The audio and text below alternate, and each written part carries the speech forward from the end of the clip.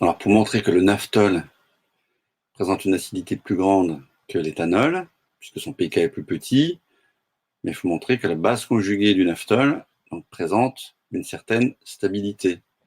Donc, cette stabilité est à remporter par de multiples formes mésomères. Alors, on va écrire une forme mésomère de la base conjuguée.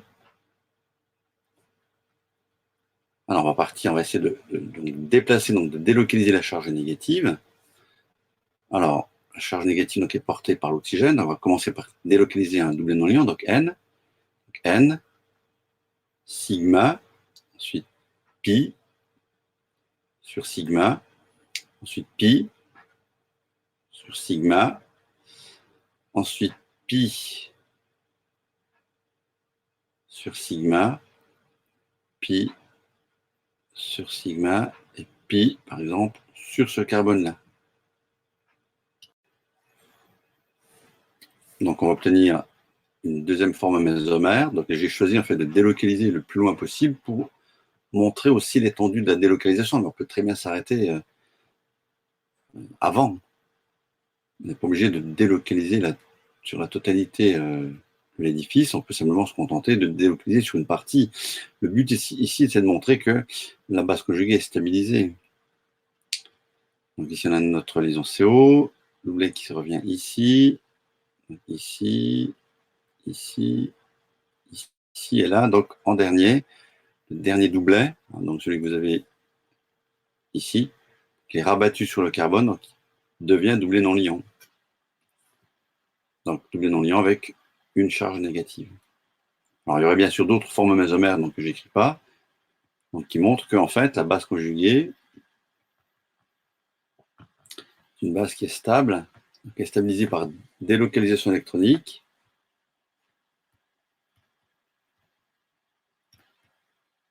On va dire stabilisée par mésomérie.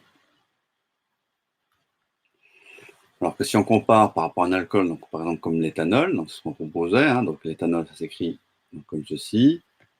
Donc là, on ne va pas avoir de délocalisation électronique. H+, donc ETO-. Voilà.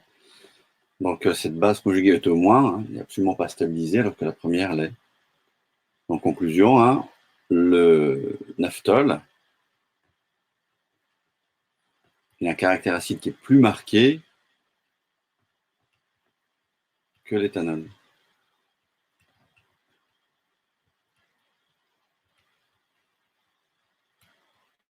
Voilà, donc c'est ce qui explique en fait que le naphthol présente un pK inférieur, donc un pK de 9,5. Alors, dans cette question numéro 2, il va falloir identifier le composé A. Alors, ce composé A, il résulte en fait de l'action du naphthol sur un dérivé chloré. Donc, on peut penser évidemment à une substitution nucléophile. Donc, d'autant plus que ici, il faut toujours regarder un tout petit peu plus loin dans une synthèse organique. Là, vous avez le MCPBA. Donc, le MCPBA va former vraisemblablement un époxyde à partir d'une double liaison CC, donc qui est dans A, et qu'on a au départ à ce niveau-là. En fait, il faut chercher à faire une substitution nucléophile sur ce dérivé chloré.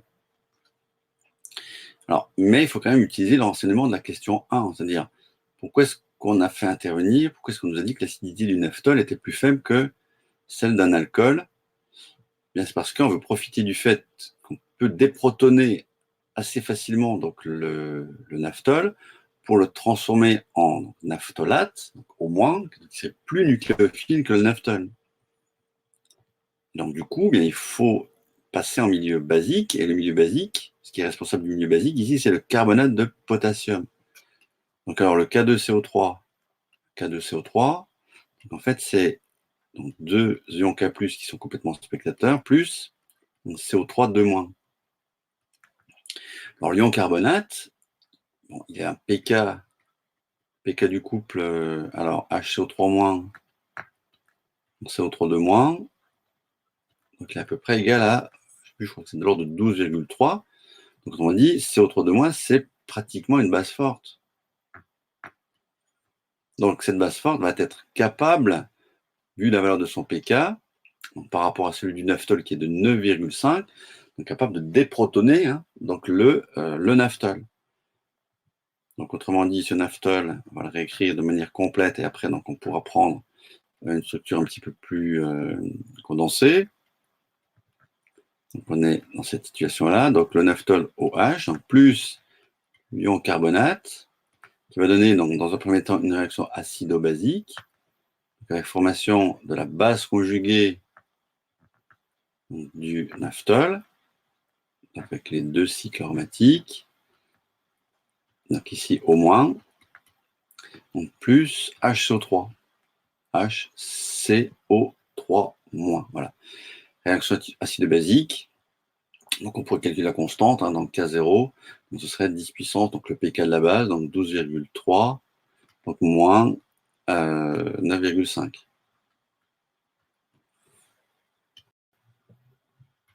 Donc ce qui fait 10 puissance, donc 2,8, donc à peu près 10 puissance 3, donc pratiquement considérer que cette réaction-là est totale.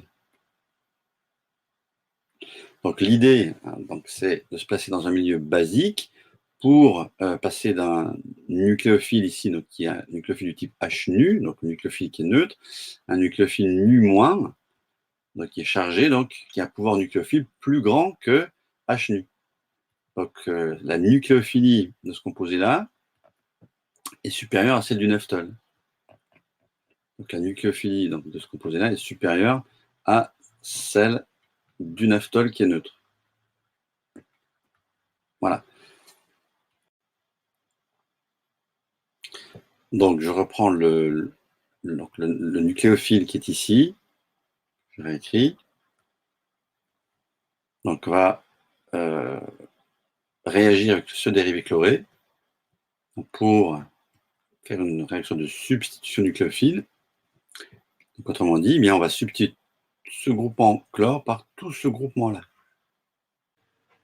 Et pour obtenir au final donc, notre composé A. Donc composé A que j'ai écrit donc, ici, donc, avec la formation du coup d'un hétéroxyde. Donc en fait, c'est une synthèse de Williamson. Donc c'est une synthèse de Williamson d'un hétéroxyde. Bon, alors concernant maintenant le mécanisme réactionnel, donc on voit qu'on a dérivé halogéné, donc le dérivé chloré, donc, qui est primaire. Donc on pourrait imaginer qu'il s'agirait plutôt d'une SN2. Mais en fait, quand on regarde d'un petit peu plus près donc, le dérivé halogène en question, donc on voit que si on envisage la formation d'un carbocation, on aurait une charge positive ici donc qui serait stabilisée par mésomérie, avec une conjugaison, donc pi sigma lacune. Donc on va écrire ce carbocation. Donc le carbocation, le R+, donc qui serait lui aussi primaire, il aurait cette structure.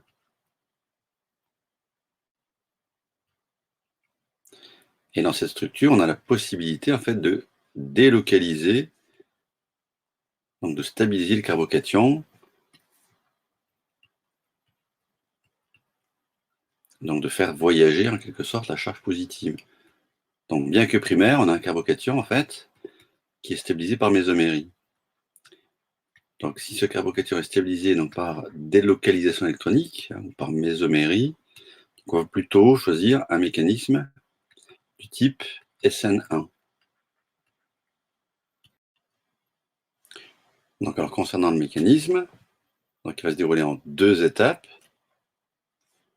Donc première étape, alors on va réécrire donc, le dérivé chloré. Donc, ce dérivé chloré donc, va perdre donc, un ion chlorure. En fait, donc, l'étape cinétiquement déterminante qui sera la formation du carbocation. Donc avec formation de l'ion chlorure Cl-, plus de notre carbocation primaire, mais stabilisé par mésomérie. Ensuite, deuxième étape, petit b.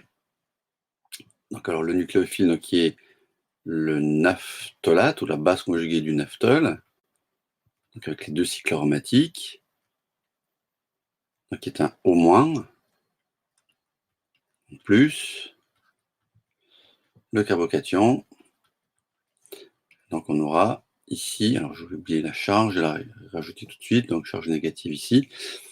Donc la charge négative, on rend l'espèce nucléophile, donc doublé non liant, qui va venir attaquer le carbocation. Donc avec formation du produit final,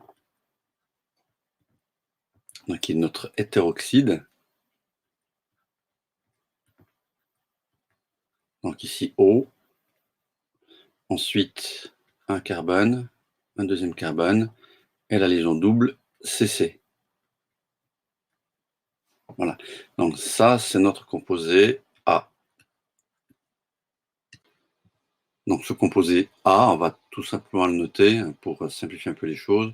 Donc R, O, voilà, avec tout le reste de la molécule pour simplifier l'écriture. Alors dans la question 3, donc on demande d'identifier le composé B. Donc si on regarde bien comment se fabrique B, donc il se fabrique par action de A, du MCPBA sur A. Donc en fait, on va faire une époxydation de la double liaison CC. Donc on va voir alors, R, O, ensuite ici toute la partie avec la double liaison CC, donc le MCPBA. On va permettre de faire donc, notre époxyde.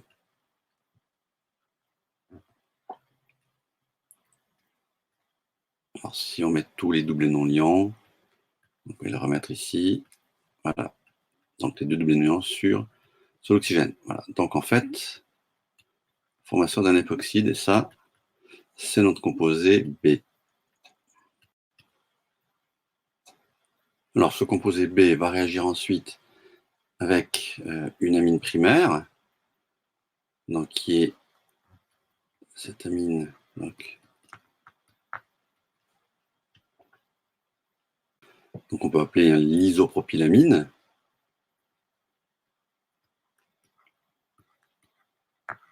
Alors cette isopropylamine, donc comme l'azote est attaché à un seul carbone, donc on voit que c'est une amine primaire.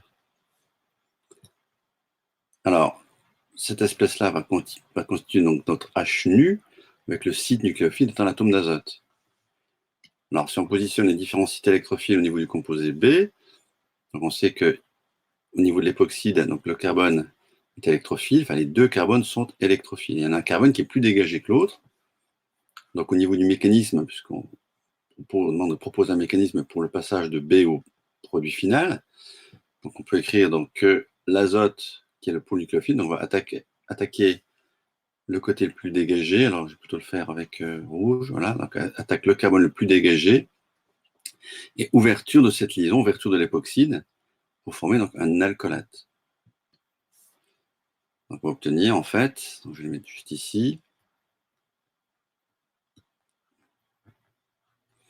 Donc l'alcoolate se forme à hauteur de ce carbone. Et après, donc ici, on va vers un atome d'azote qui porte donc ces deux hydrogènes, donc qui est chargé positivement. Et puis ici, donc juste après, on a toute la partie donc, isopropyne. Et après, donc, on a une réaction acido-basique interne donc, qui va se produire, donc, qui peut s'écrire de la manière suivante. Donc le O- donc, va prendre le proton, restitution de doublet à l'atome d'azote. Puis donc formation finale donc, du propanolol.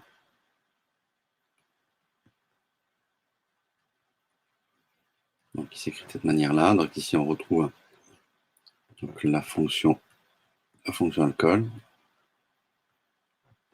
atome d'azote, donc NH, le doublé non liant, et puis tout le groupement isopropyne.